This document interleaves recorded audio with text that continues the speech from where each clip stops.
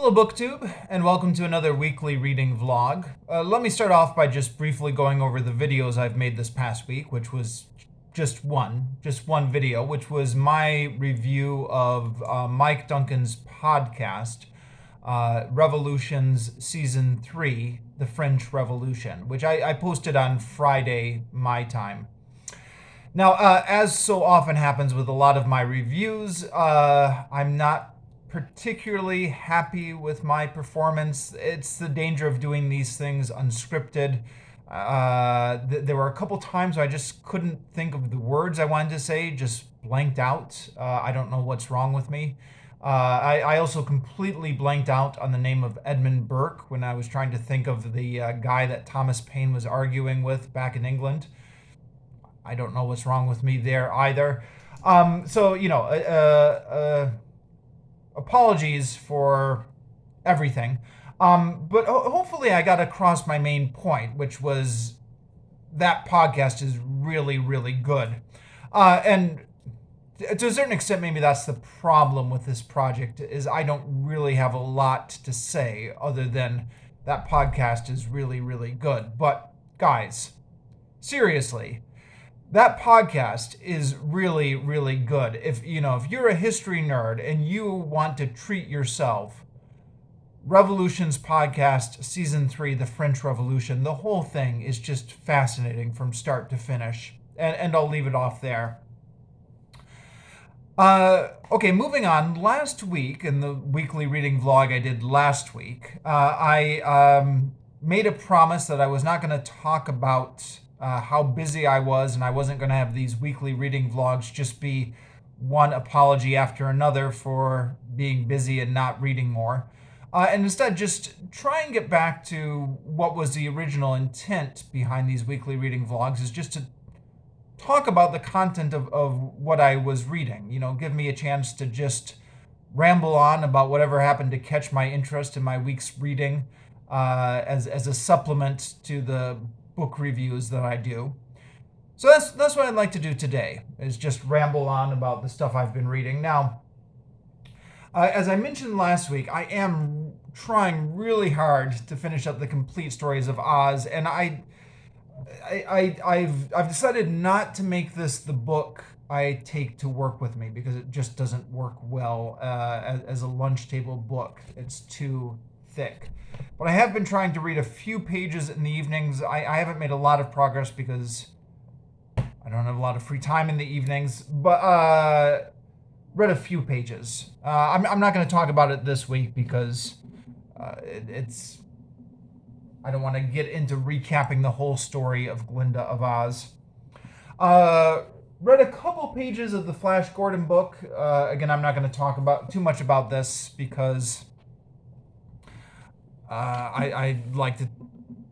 Comic books don't really count towards my weekly page count. But then the bulk of my reading this week is Tarzan of the Apes by Edgar Rice Burroughs. I had actually started this last week, but I didn't really talk about the content of this last week, so I'll just ramble on about a few things for this week. So I'm going to operate under the assumption that everyone is familiar with the premise of Tarzan, just from pop culture osmosis. But probably not everyone has read the books. I know this is Booktube, so probably on Booktube a lot of people have read the books. But even then, it's something you have to go a little bit out of your way to track down. So the books are quite old. So I believe this is a couple different publication dates, because it was serialized in pulp magazines first in 1912, and then I think the actual book came out in 1914. 1912 or 1914 is the date of this.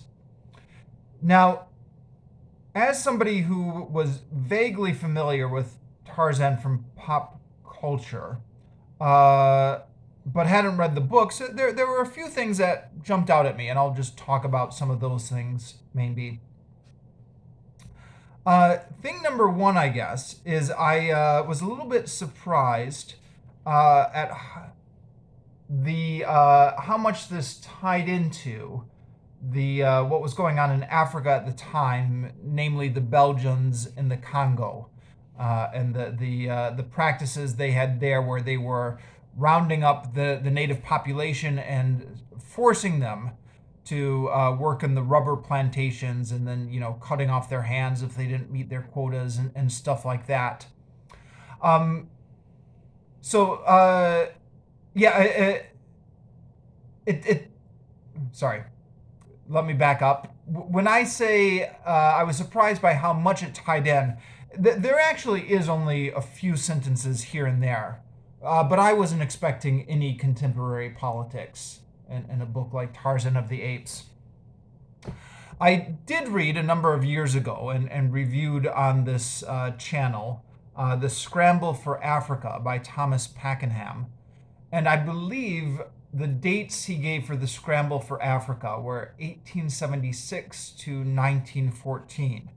So this, written during 1912, would have been right during the Scramble for Africa, like during the tail end of it. But right, and Thomas Pakenham in his book goes into all the atrocities that were happening in the Congo, but he also goes into the international outrage that was happening because of the Belgian atrocities in the Congo. Now, Edgar Rice Burroughs famously never set foot in Africa. So this is all kind of purely out of his imagination, but it must have been in his mind, just from the newspaper reports. So the story starts off with a British colonial official who is sent on a mission to investigate what is going on in the Belgium Congo. Although, for whatever reason, he never actually uses the word Belgians. Yeah, what does it say?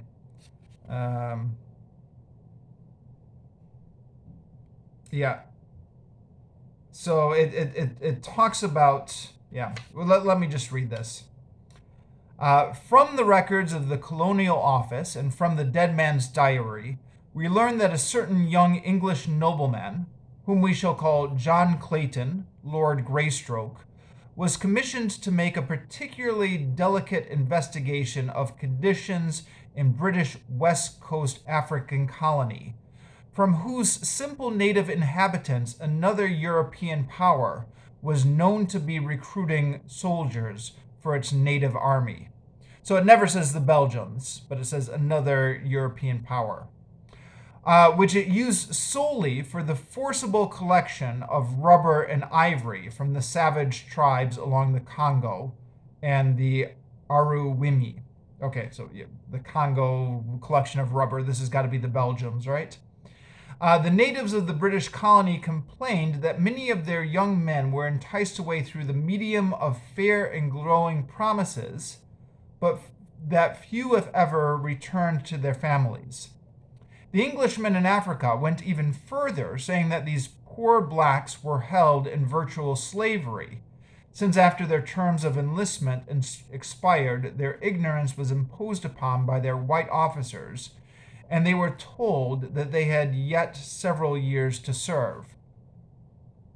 And so the Colonial Office appointed John Clayton to a new post in the British West Africa, but his confidential instructions centered on a thorough investigation of the unfair treatment of black British subjects by the officers of a friendly European power.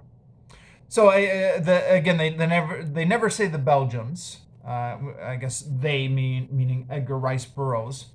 But that's got to be the Belgians. That's in everybody's mind. And again, in 1912, when this book was originally serialized, I think the atrocities in the Congo were very well known across the world. So yeah, that was one thing. The other thing that I didn't realize is how much of a backstory there is here with Tarzan's parents. So, I mean, there's this whole story where Tarzan's parents are on a ship, and it's kind of like a mutiny on the Bounty type situation where there's this really harsh captain who is just way too strict on his crew, and everybody can see that a mutiny is coming, but the captain is way too stubborn to admit it. And Tarzan's parents, Lord Clayton and his wife, what was his wife's name? Lady Alice, can see the trouble that's coming. They try and warn the captain. The captain ignores them. And then there's a big mutiny. And then, so, there's this whole... I mean, I had kind of thought, in my ignorance, that Tarzan's parents would have just been dispatched on page 1. Tarzan's parents died in the jungle, and this is the story of Tarzan.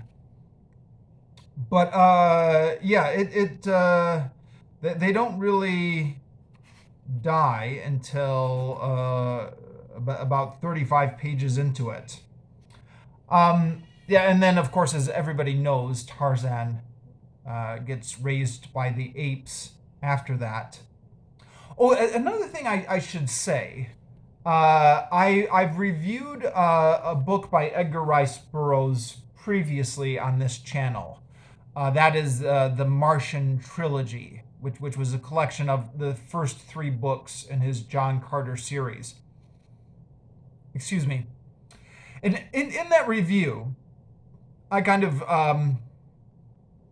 noted that there was such a fast pace of the action of the books, where it was just running from one plot point to the other in a way that was kind of exhilarating and kind of exhausting, depending on what you were looking for as a reader. But it's interesting that this book is not like that at all.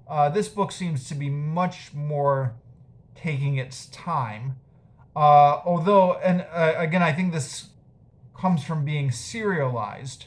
I mean, it's not completely explicit in my edition, but I can only imagine that each chapter in the book must have been one chapter in the serialization. That makes sense, right? That's just common sense, if you will. So each chapter does pack a bit of a punch. I guess you needed to keep your readers hooked in for the next installment. But there is definitely a coherent plot which is taking its time to build. The backstory with Tarzan's parents was quite in-depth, more in-depth than I was expecting for a book like this. And then we have, I'm just now at page 102, getting to the point where Jane and her father and their expedition have arrived. And the rest of this has just been Tarzan living out among the apes. Now there's a couple interesting things to note about this. I guess one is, as I said before, Edgar Rice Burroughs never set foot in Africa. Although he was inspired by the stories of H. Rider Haggard, who was his predecessor, if you will, who did actually spend years living in South Africa. Now, I reviewed King Solomon's Mines by H. Rider Haggard. I'm pronouncing that right, am I? H. Rider Haggard? Sorry, let me just quickly look here. Sorry, I just had this weird feeling as it's rolling off my tongue that that's not actually right. But you know who I mean, the guy who did King Solomon's Mines. Now, one of the things I noted in my review is based on like the movie adaptation of King Solomon's Mines, I was expecting like a jungle adventure story. Only to discover that there wasn't really any jungles in that story. It was the African savanna, and then it was like the African desert. And that got me wondering, because I've never been to Africa myself. That got me wondering, are there really any jungles in Africa? Or when I think of a jungle adventure story, am I thinking about like the rainforests in South America? Or am I thinking about like, I don't know, India or where has really thick jungles? Um, so Edgar Rice Burroughs has never been to Africa, and he is clearly imagining thick rainforest type jungles in this area. And I don't know. I mean, to be fair, I guess H. Rider Haggard was writing about South Africa. Edgar Rice Burroughs, even though he'd never been there, was writing about the West Africa. So I guess on West Africa there is like some deltas there because of the rivers, right? Maybe there are more type jungle type things. Um, but at any rate, because he'd never actually been to Africa himself, this is just a fantasy jungle. So he talks about how like the creatures will just disappear into the jungle at different times, like when one of the tigers is going away, they just take a few steps and are completely covered by the jungle foliage, and it's just like this idea of this huge, thick, impenetrable jungle. So that definitely appeals to me, be it realistic or not. This kind of jungle of your imagination. Um, so Tarzan grows up among the apes, and presumably Edgar Rice Burroughs never knew anything about the way apes really work either. Neither do I, for that matter. So these are kind of apes, or actually they're called apes throughout the book, but they kind of seem like gorillas. I'm not sure if gorilla is ever mentioned at any point. Oh no, sorry, I'm just flipping through it. It does call them gorillas at sometimes. Gorillas and apes seem to be a little bit interchangeable. And then a black tribe comes into this little area of the jungle where Tarzan is. This area of the jungle had been described as completely cut off from any contact with humans until this black tribe arrives. And this black tribe is described as fleeing the white colonializers and their brutality with the rubber plantations. So again, another nod to what was obviously the Belgians in the Congo, but without actually saying the Belgians in the Congo. So there is, yeah, I'm a little bit reluctant to get into the racial aspects of this book before I finish it, because you want to kind of see how it all balances out at the end. But I mean, thus far, there is definitely an anti-colonial thread to this book, or at least an anti-Belgian thread to this book. I guess the British officers come off as better, even though the Belgians aren't named.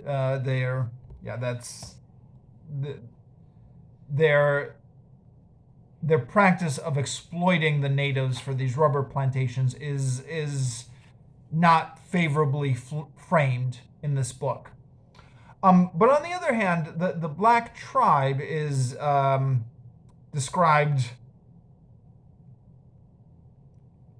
in a way that you probably couldn't get away with nowadays. I guess would be the nicest way to say it. Kind of as savages, superstitious, ignorant, with kind of a vicious streak to them. And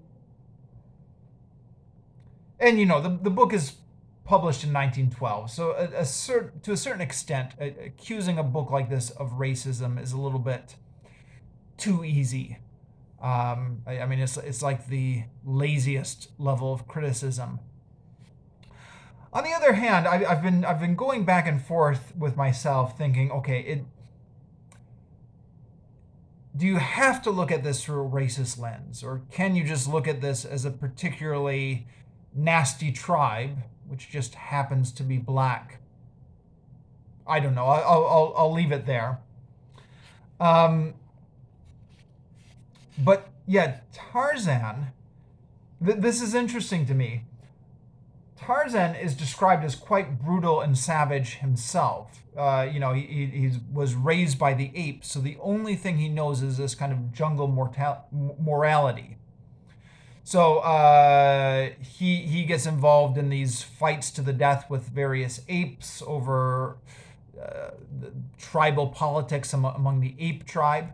But then when this black tribe moves in, Tarzan acts as he terrorizes the black tribe. He's discovered how to make ropes, so he was fling down these nooses, and he's able to pull the noose and kind of strangle them with the noose. One of them kills Tarzan's ape mother. So Tarzan stalks him for several miles and then kills him with the noose and with his knife.